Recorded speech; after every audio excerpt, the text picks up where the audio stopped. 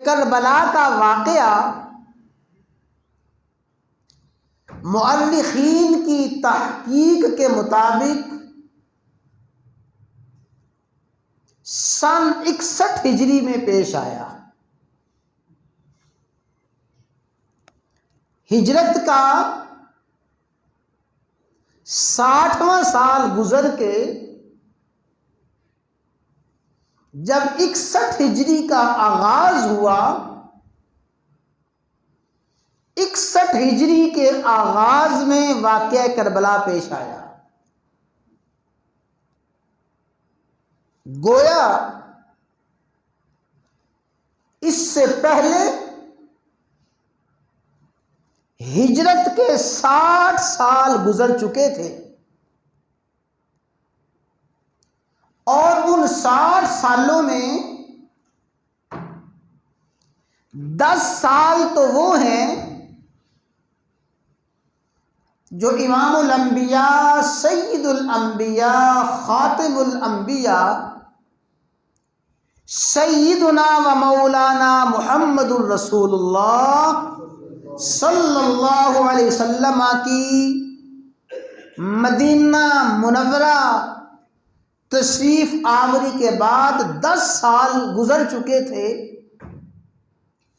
آپ کی ہجرت فرمائے ہوئے 10 سال کا عرصہ گزر چکا تھا۔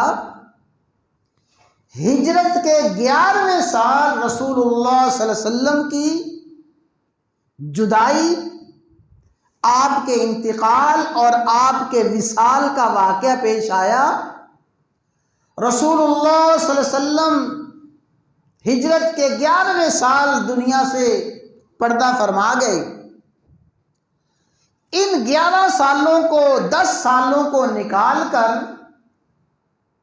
یہ 50 سال کا عرصہ بنتا ہے۔ اس 50 سال کے عرصے میں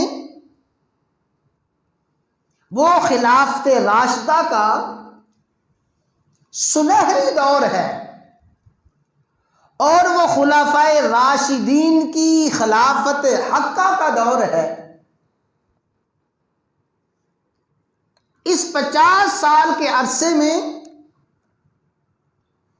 30 سال کا عرصہ وہ ہے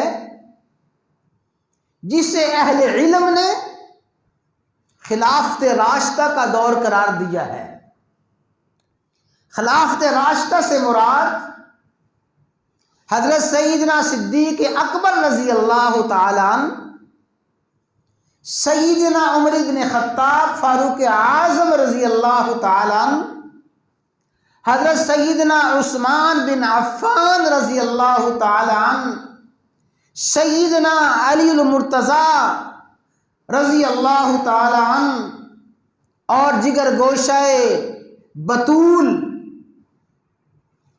اور حضرت حسین رضی اللہ تعالی عنہ کے برادر اکبر حضرت سیدنا حسن رضی اللہ تعالی عنہ کا 6 ماہ دور خلافت، خلفائے راشدین اور حضرت حسن رضی اللہ تعالی عنہما کے 30 سالہ دور خلافت کو اہل علم نے خلافت راشدہ کا دور قرار دیا ہے۔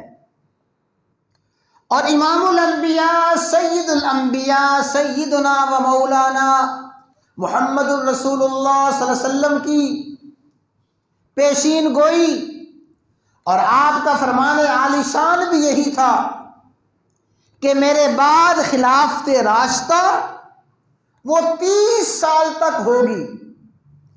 تو 30 سال خلافت راشدہ کا دور، پھر اس 30 سال کے بعد 20 سالہ سیدنا امیر معاویہ رضی اللہ تعالی عنہ کا دور امارت۔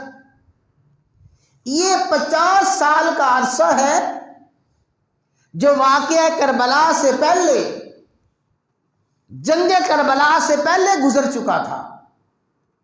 سب سے پہلی بات جو واقعہ کربلا کا سبق ہے، جو جنگ کربلا کا سبق ہے، کہ اس جنگ سے پہلے اور اس المناک سانحہ سے پہلے اہل بیت کا کوئی بھی فرد کسی بھی خلیفہ راشد کے مقابلے میں نہیں آیا۔